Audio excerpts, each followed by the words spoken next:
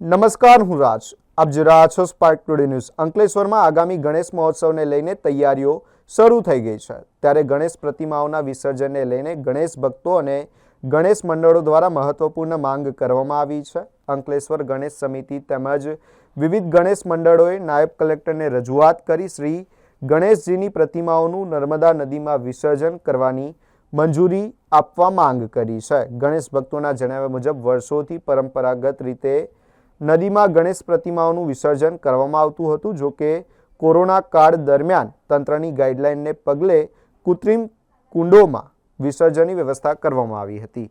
ભક્તોનો આક્ષેપ છે કે કૃત્રિમ કુંડોમાં વિસર્જન બાદ પ્રતિમાઓના યોગ્ય નિકાલ અને જાળવણીની પૂરતી વ્યવસ્થા કરવામાં આવી ન હતી, જેના કારણે વિસર્જન બાદ ગણેશજીની પ્રતિમાઓની દયનીય સ્થિતિના દ્રશ્યો સામે આવ્યા હતા અને ભક્તોની લાગણી દુભાઈ હતી. આથી ગણેશ સમિતિ અને વિવિધ મંડળોની માંગ છે કે આ વખતે નર્મદા નદીમાં ગણેશ પ્રતિમાઓના વિસર્જન માટે મંજૂરી આપવામાં આવે.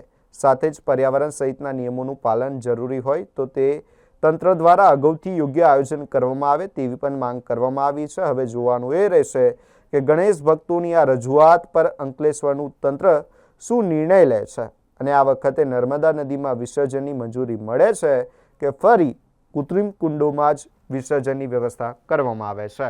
આજરોજ અંકલેશ્વર શહેરના સૌ ગણેશ મંડળો અને સૌ ગણેશ ભક્તો દ્વારા એસડીએમ સાહેબને નર્મદા નદીમાં જ ગણેશજીની માટીની મૂર્તિ વિસર્જન કરવા દેવામાં આવે એવી મુખ્ય માંગણી સાથે એસડીએમ સાહેબને આવેદનપત્ર આપવા આવ્યા હતા અને એમને રજૂઆત કરી હતી. એમને રજૂઆત શાંતિથી સાંભળી હતી, પરંતુ હું તંત્ર અને જે પણ વિભાગ જે પણ લાગે છે એને હું કહેવા માગું છું કે 4 વર્ષથી અમે આવેદન પણ આપીએ છીએ, 4 વર્ષથી અમે જે પણ કાર્ય કરવાના હોય છે ત્યાં રજૂઆત પણ કરીએ છીએ, પરંતુ આ વર્ષે અમારી લાગણી ની દુભાઈ અને નર્મદા નદીમાં જ વિસર્જન કરવા દેવામાં આવે એવી મુખ્ય માંગણી છે. માટે અમારી પર મહેરબાની કરો એવી અને ગણેશ ભક્તો પર મહેરબાની કરો એવી અમે તમારી સાથે એક આશા રાખીએ છીએ. જય ગણેશ.